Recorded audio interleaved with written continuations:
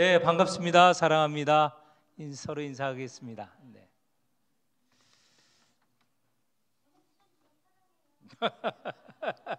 네, 반갑습니다. 네. 아주 오래전 제가 경험한 이야기 한두 번은 여러분에게 경험 말씀을 드린 적이 있습니다. 우리나라에 이주 노동자가 들어온 것은 본격적으로 들어온 것은 88년 서울 올림픽 이후에 이주 노동자들이 들어왔습니다.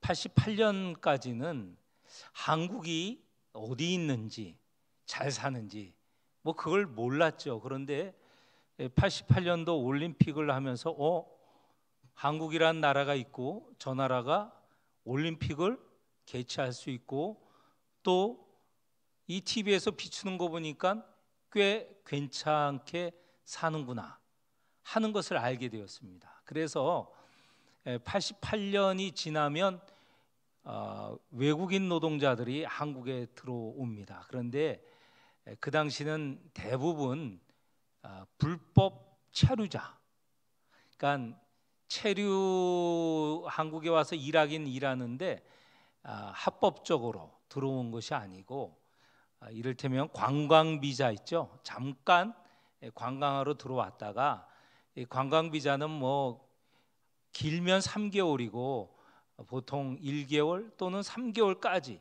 이렇게 하다가 이 자기 나라로 돌아가야 되는데 돌아가지 않고 일을 하는 거예요. 근데 그 수입이 대단히 많은 겁니다. 그래서 그런 소문이 이제 자기 본국에 들려지죠. 그러면서 90년 넘어가서 91년, 92년이 되면 서울에 이 공단 지역에 외국인들이 꽤 많이 등장하게 되었습니다. 제가 이주 노동자 선교를 한 것은 93년 1월부터 시작을 했는데 제가 있었던 교회에서 이주 노동자 선교를 이제 하기 시작했습니다. 그때는 외국인 노동자라고 해서 했는데 어마어마하게 많은 사람이 몰려들었어요. 구로동에 교회가 있었는데 한 주에 수백 명씩 몰려들었습니다. 그 당시에 뭐 이제 한국 교회가 거기에 눈을 떠서 본격적으로 이제 선교를 시작을 하려고 한 막 그때 이제 우리 교회가 모이는 숫자로는 굉장히 많이 아마 뭐 한두 교회 정도 빼놓고는 우리 교회가 제일 많이 모였던 것 같아요. 제가 90년, 93년도.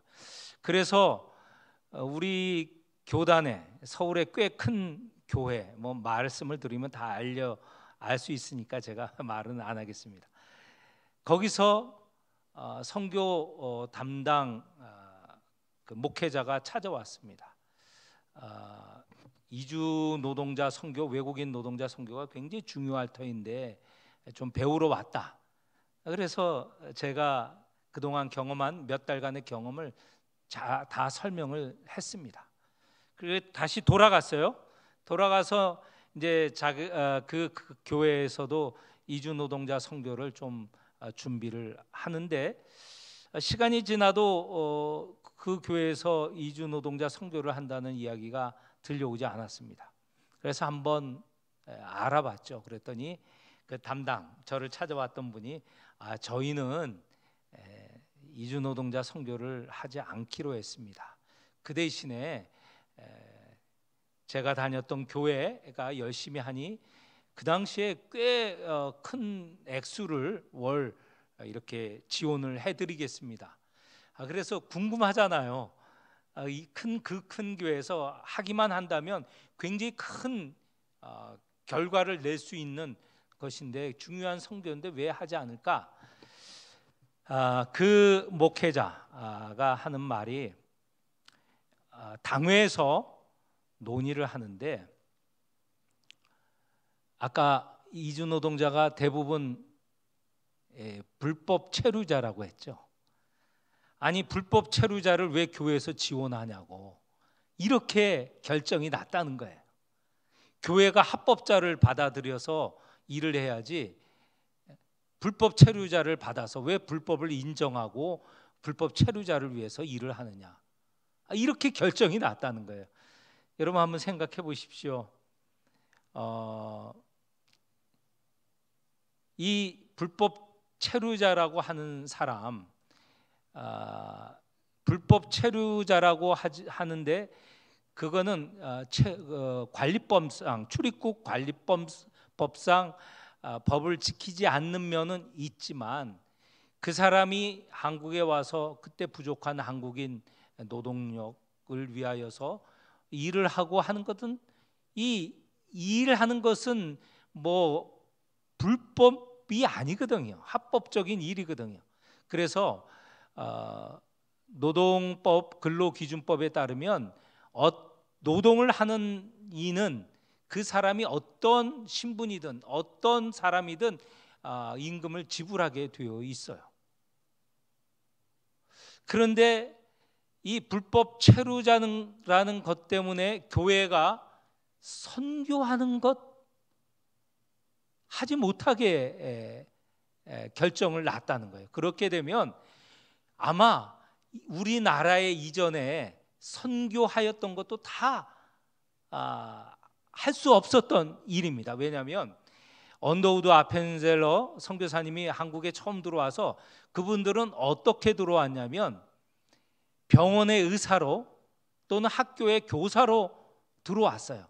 그런데 그런 분들이 복음을 전했어요. 그때는 복음을 전하는 게 불법이었거든요.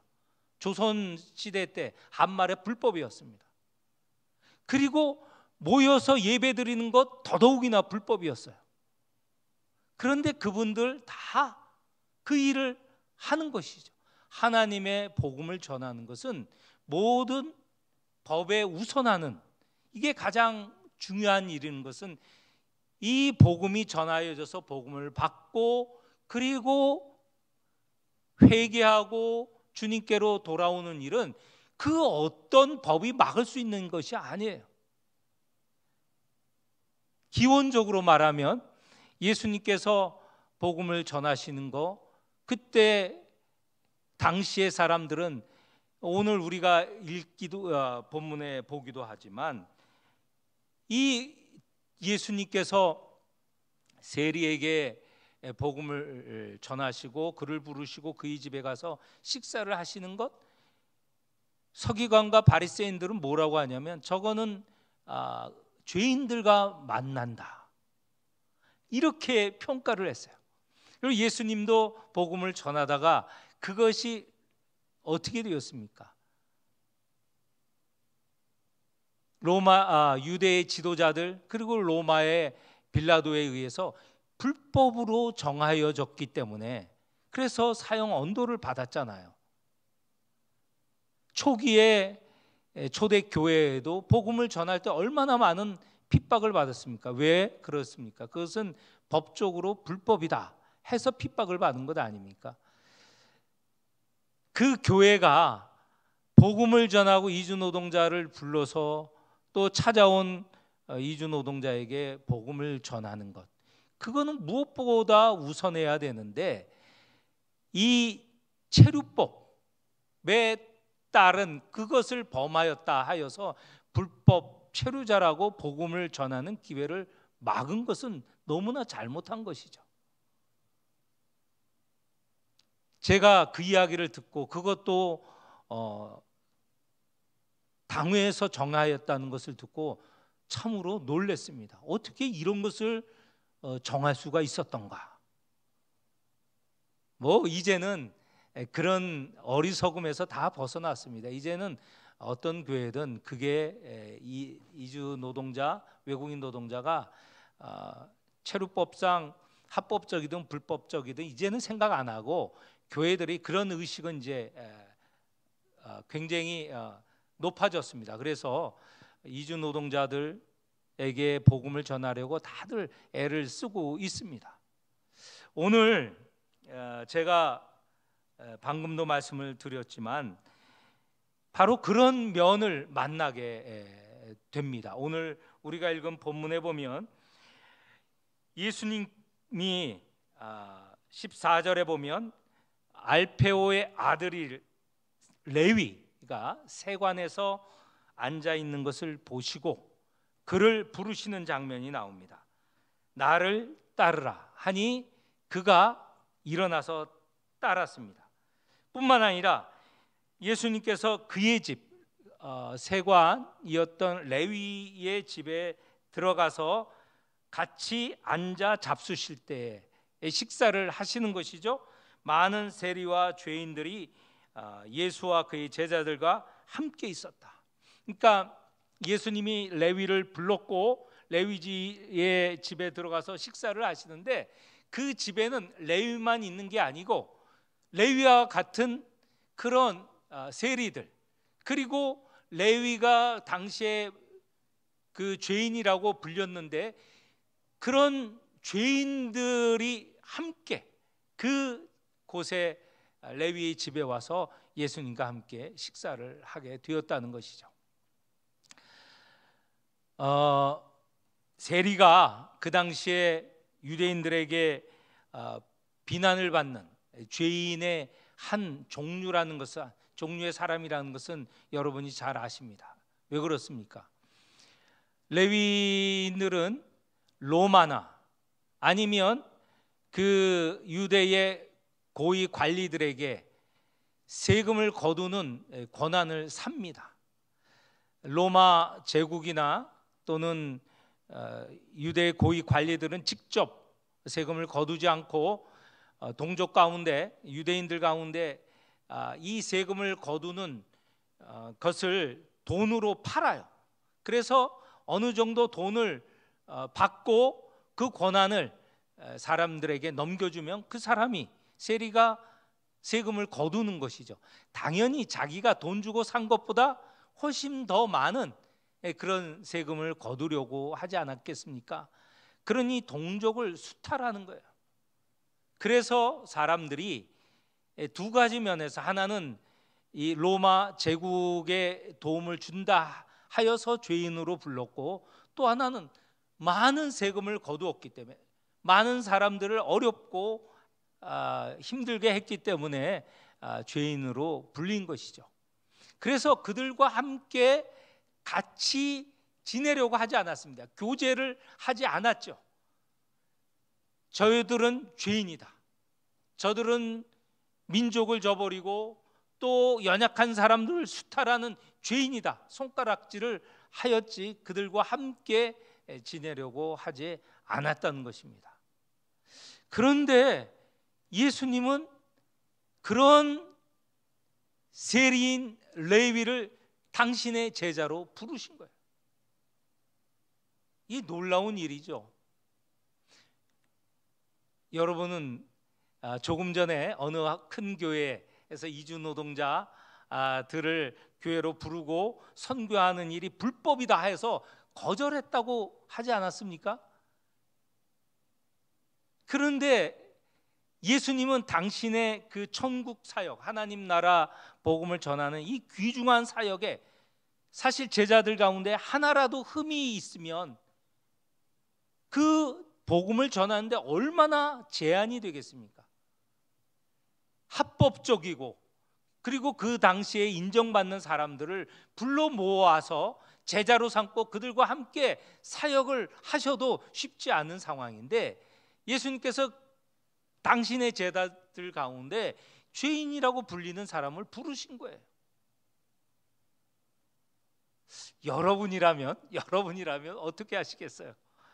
이런 레위 같은 사람을 부르시겠어요? 아마 신중히 판단을 하시고, 그러다가 에이, 내가 하는 이 일 중요한데, 이 일 귀한데 어떻게 저런 사람을 불러서 같이 할까? 이 일이 흠 잡힐 수 있어, 그러니까 함께하지 못하겠어, 이렇게 판단할 가능성이 많죠. 그런데 예수님께서는 불렀습니다. 부르셨어요. 그리고 심지어는 온 천하에, 말하자면 그 사회에, 그 마을에 모두가 알 수 있을 정도로 몰래 부를 수는 있어요. 그리고 그 레위가 어떤 사람인지 알리지 않고 뭐 다른 지역에 다니면서 복음을 전할 수 있어요. 그런데 그 정도가 아니고 레위의 집에 들어가서, 그리고 몰래 들어가신 것도 아니고 대놓고 들어가셨어요. 죄인의 집에. 집에 들어가면 예수님은 저 죄인과 짝하는 자다, 어울리는 자다, 이렇게 소문이 나지 않겠습니까? 뿐만 아니라 거기에 레위와 같은 세리들도 들어왔어요.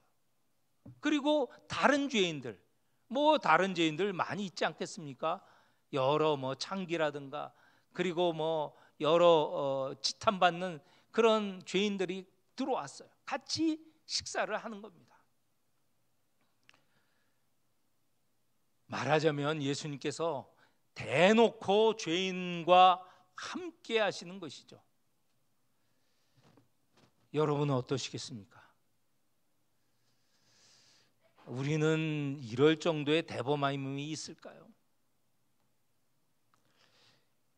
공개적으로 사람들이 비난하고 비판하고 그런 사람들과 그런 사람에게 다가가고, 뿐만 아니라 그들과 함께 식사하고 교제한다, 이렇게 할 수 있으시겠어요?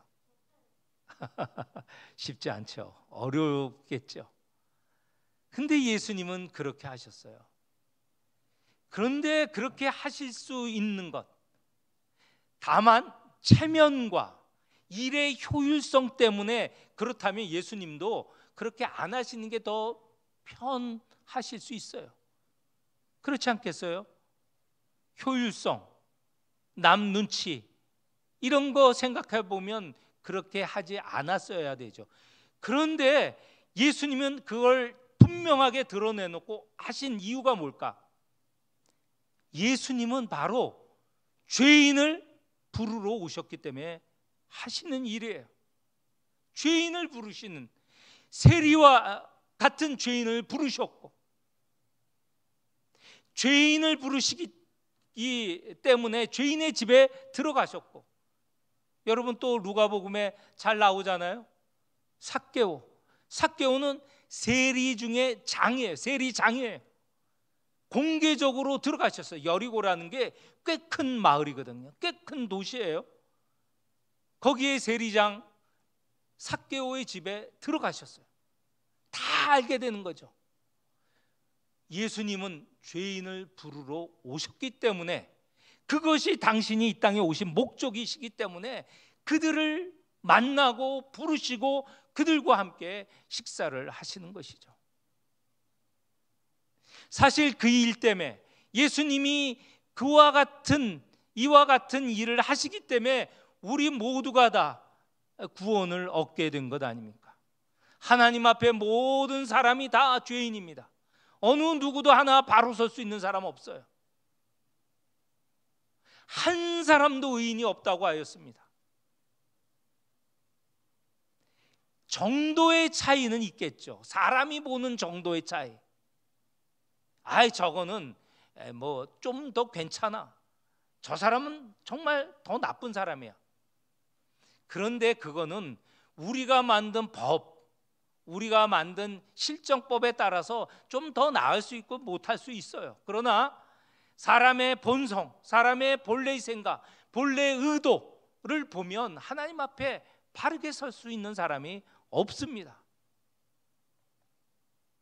예수님께서는 바로 이런 우리 인간을 구원하시기 위하여서 이 땅에 오신 것이죠. 지금 대림절 아닙니까? 대림절, 이것을 우리가 깊이 생각해야 돼요.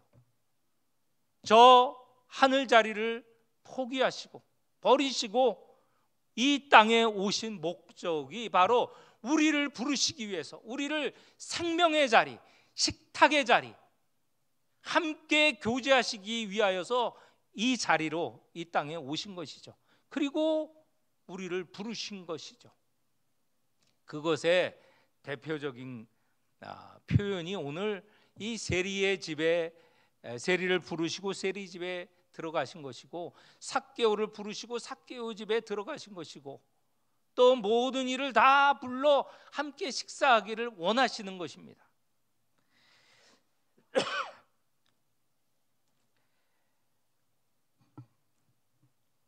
누가복음에 보면 예수님께서 사람들을 당신이 베푼 잔치 자리에 부르시는 그런 이야기가 있습니다. 이렇게 되어 있습니다. 누가복음 14장 15절에서 24절 간단하게 말씀드리면, 어떤 사람이 잔치를 베풀고 많은 사람을 초대했습니다. 먼저 초대한 사람이 있어요. 그죠? 초대한 사람, 미리 당신을 초대하겠습니다 하고 초대장을 보내든 종을 보내어서 통고를 하였어요. 미리 알렸습니다. 그리고 잔칫날이 되었어요. 그날도 또 종을 불러서 오늘입니다, 오십시오 했는데 초대받은 사람이 왔습니까? 몇 가지 이해가 있죠. 한 사람은 내가 밭을 샀기 때문에 이 밭을 돌보아야 됩니다. 또 한 사람은 나는 소 5겨리를 사서 지금 가서 이 소들이 일을 잘하는지 시험을 해봐야 됩니다. 또 한 사람은 나는 장가 들어서 지금 바빠서 못 갑니다. 주인이 원래 초대한 사람들은 오질 않았어요. 그래서 주인이 분노하였죠. 그리고 종에게 이제는 나가서 시내의 길거리와 골목으로 나가서 가난한 자, 몸 불편한 자, 맹인, 저는 자들을 불러오라 했더니 종이 나가서 불러들였어요. 이 사람 저 사람 들어온 거죠. 근데 방금 말씀드린 사람들은 그 당시에 죄인이라고 불린 사람들이에요. 근데 여전히 채워지지 않았어요. 그러니까 주인이 또 종에게 그러면 길가 산 울타리가로 나가서 사람을 강권하여 내 집을 채우라. 이게 뭘 말하겠습니까? 지금 앞에 맨 먼저 초대받은 사람은 사실 우리가 해석해 보면 유대인들이죠. 유대인. 먼저 하나님의 초대를 받은 유대인들은 예수님의 부르심에 오지 않은 거예요. 그런데 그 유대인 가운데 죄인으로 불린 사람들이 손가락질하고 별로 중요하게 여기지 않았던 가난한 자, 불편한 자, 몸 불편한 자, 맹인, 저는 자, 이런 사람들은 그 잔치에 왔어요.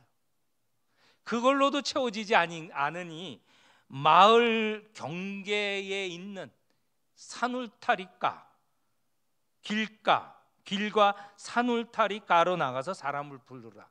그러니까 마을 밖에 사람도 해당되는 거예요. 이거는 이방 민족을 말할 수 있어요. 그 사람들도 부르라는 거예요.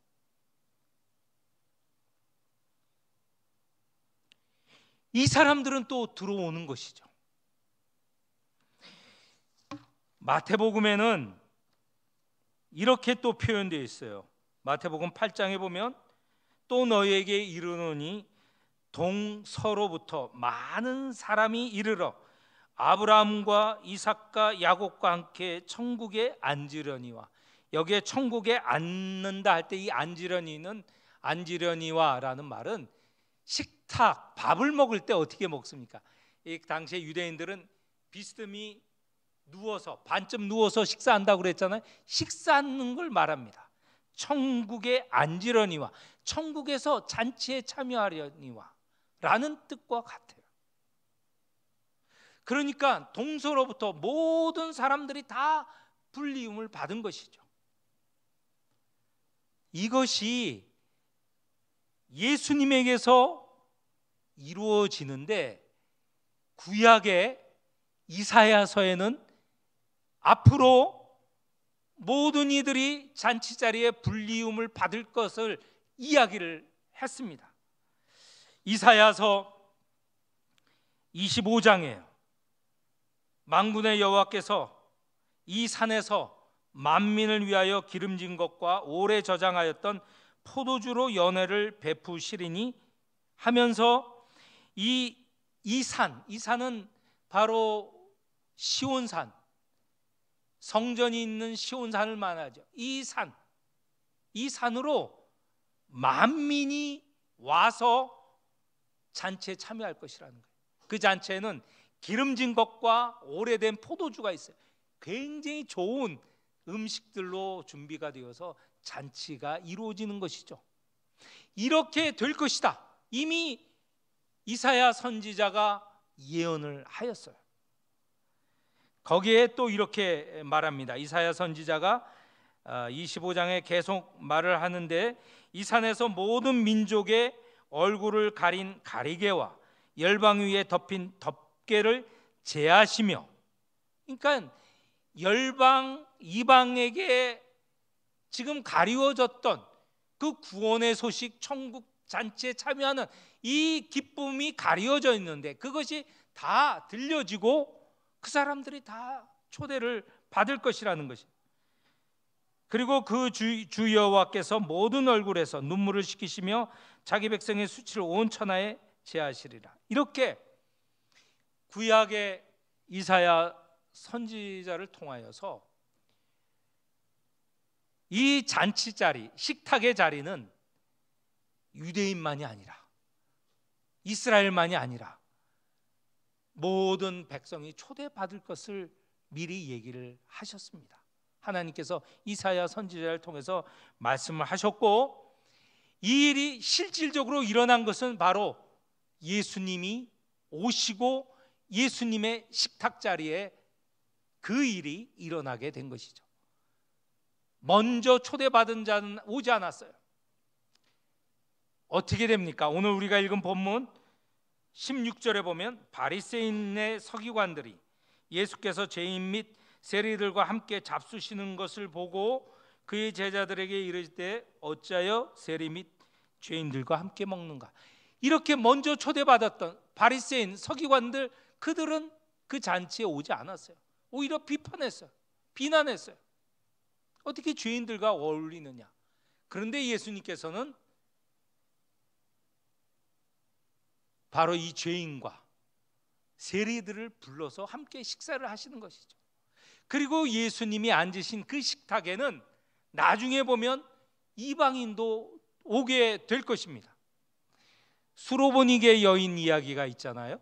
수로보니게 여인이 이런 고백을 해요. 이방인 여인인데, 비록 유대인의 이스라엘에 비하면 우리는 개와 같은 존재이지만 그래도 그 식탁에서 떨어지는 빵 부스러기를 먹을 수 있는 사람입니다. 그 빵 부스러기라도 주십시오. 그렇지 않습니까? 예수님이 그 수로보니게의 여인을 믿음의 그 믿음을 보시고 귀히 여기셨어요. 예수님은 죄인을 부르러 오셨습니다. 17절 우리 다 같이 결론적으로 함께 읽어보도록 하겠습니다. 17절, 예수께서 들으시고 그들에게 이르시되 건강한 자에게는 의사가 쓸데없고 병든 자에게라야 쓸데있느니라. 나는 의인을 부르러 온 것이 아니요 죄인을 부르러 왔노라 하시니라. 아멘. 여기에 보면 죄인을 부르러 오셨다고 분명하게 말씀하셨어요. 의인, 스스로 나는 의인이다 하는 바리새인 서기관들은 예수님을 거부했지만 예수님은 당신의 부르심에 응답하는 모든 일을 다 부르시고 그에게 식탁에 참여하실 수 있게 하시고 그들에게 구원의 복음을 전하시고 그들이 천국잔치에 참여할 수 있게 하신 것이죠. 대림절입니다. 이 계절, 이 절기에 우리는 무엇을 생각할까? 하나님 그분이신 그분이신 분이 우리를 구원하시기 위해서, 우리를 죄에서 풀어주시기 위해서, 영원한 생명을 주시기 위해서 이 땅에 내려오신 것입니다. 그리고 이 땅에서 모든 일을 부르시는데 누가 그 부르심에 나갈 것인가? 오늘 이 대림절, 이 부르심에 우리 모두가 나아가야 하겠습니다. 그리고 앞으로 오실 예수 그리스도, 그분이 다시 오실 터인데, 그리고 우리를 부르실 터인데 우리가 어떻게 응답할 수 있는가? 깨어 기도하라. 깨어 그 말씀에 순종하라. 그리하면 부르심에 응할 수 있다는 것이죠. 대림절에 주시는 귀한 이 말씀 마음에 새겨야 하겠습니다. 나는 의인을 부르러 온 것이 아니라 죄인을 부르러 왔노라.